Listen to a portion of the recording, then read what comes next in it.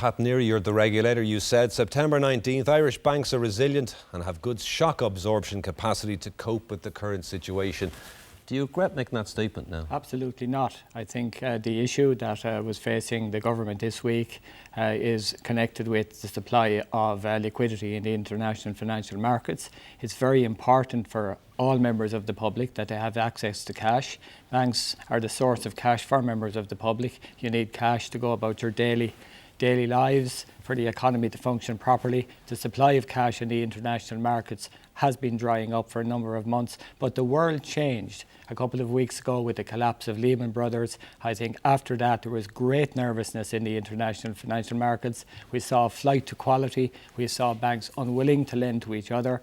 We saw banks preferring to deposit with the European Central Bank, Bank of England, the Fed, anywhere but lend to each other. And that affected the Irish banks and their ability to raise much needed cash to supply cash to the economy. And that was a great worry. Isn't that just, at the very most, only a partial reality? The reality is a fundamental weakness in the Irish banking sector, and that's an exposure to a crumbling property market. Completely different issues altogether. The issue facing us today... Was that not the source of the potential collapse of banks here? I don't accept that at all. We'll come to that in a minute and we'll talk about the activities of banks. But let me say, the issue that was facing the government, and I have to say the prompt response of the government, was addressing a very serious issue of liquidity. But the markets were saying they had no confidence in the Irish banks, and the reason was that they had lent recklessly in a crumbling property market. We'll deal with the lending in a moment. No, I'm just asking that question. That's what the market said.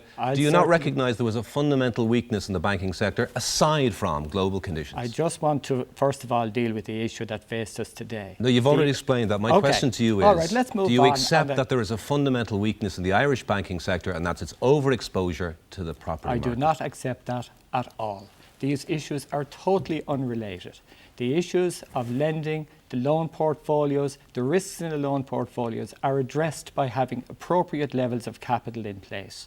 And in fact, the regulator has been very active since 2006 in putting these measures in place. Why didn't you stop the kind of behaviour that was described in the UNIS report, for example? Why weren't you stopping, for example, people can get a loan 6-7 times their salary, 95% mortgages? Why didn't you stop that behaviour? The important thing to make sure that the banks are adequately able to deal with the challenges that may emerge as the economy weakens is that they have adequate levels of capital to absorb any losses. Let me ask you about the issue of how exposed the banks are. Now, they've over 100 billion outstanding loans to property developers and builders. How much of that are they going to get back?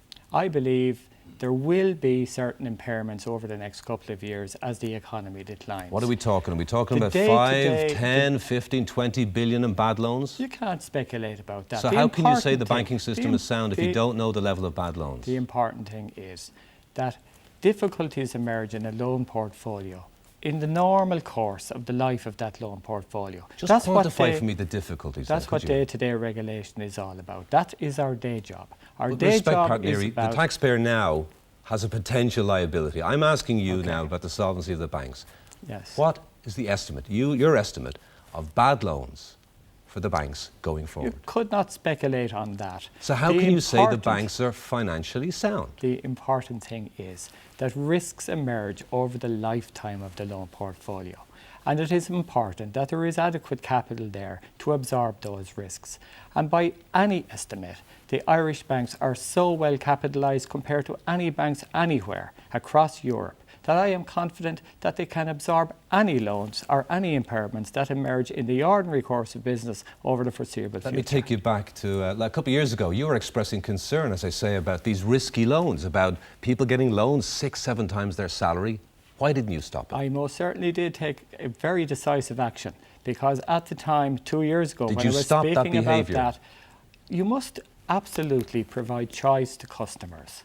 And customers must be able to make decisions, informed decisions, and have these choices open to them. Our job is to assess the risks and to make sure that the system is able to absorb those risks, which I think the measures we introduced back in 2006 did. So you don't accept that the banks took any risks before this crisis? It is part of banking that they do take unnecessary risks. And it is absolutely part of banking supervision and regulation that banks are able to absorb the effects of those risks. And I believe the Irish banks are adequately, more than adequately capitalised, and they're very resilient. Okay, and they you will said be that able before. to Let me absorb all these move on to emerging this risks. guarantee. This guarantee Yeah. gives an incentive to banks to continue whatever risky behaviour they want, because the taxpayer is going to foot the bill eventually if anything goes wrong, right? Yeah, we're in an absolutely different environment now. This guarantee has brought a new world. It's a completely different situation. The taxpayer is there since the government initiative.